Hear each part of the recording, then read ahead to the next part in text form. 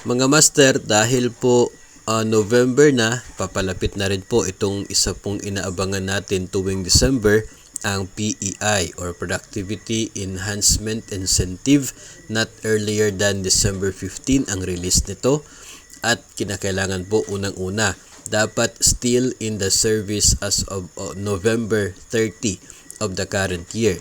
So hindi ka dapat nag-resign or nag-retire bago ang November 30. So yung mga gusto pong mag-retire, gawin nyo na lamang pong December 1 yung effectivity para by November 30 nasa service pa kayo at maging eligible sa PEI. At isa pong requirement, dapat ito pong 4 months ng satisfactory service as of November 30 from January para buo din po ang PEI na makukuha 5,000 pesos. Pero para po sa mga hindi umabot ng 4 months ang service as of November 30, prorated PEI ang makukuha.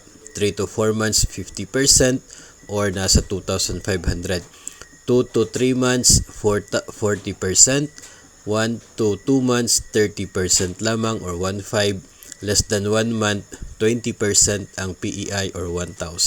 So para po sa mga hindi umabot ng 4 months service as of November 30. So yun po yung pagkakaiba. Kung ang serbisyo ay below 4 months, yung prorated.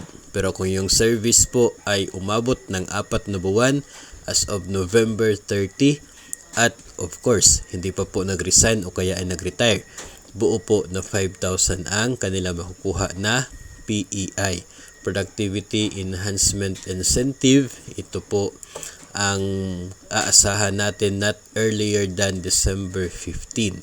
Of course, marami na po tayong mga nababasa, naririnig, mga contents tungkol po sa year-end bonus, kaya napapanahon na rin na ang PEI na naman yung pag-usapan. Every year naman po ito natatanggap, pero marami pa rin po sa atin ang hindi po familiar pagdating po sa guidelines nito, kung sino po yung mga tatanggap.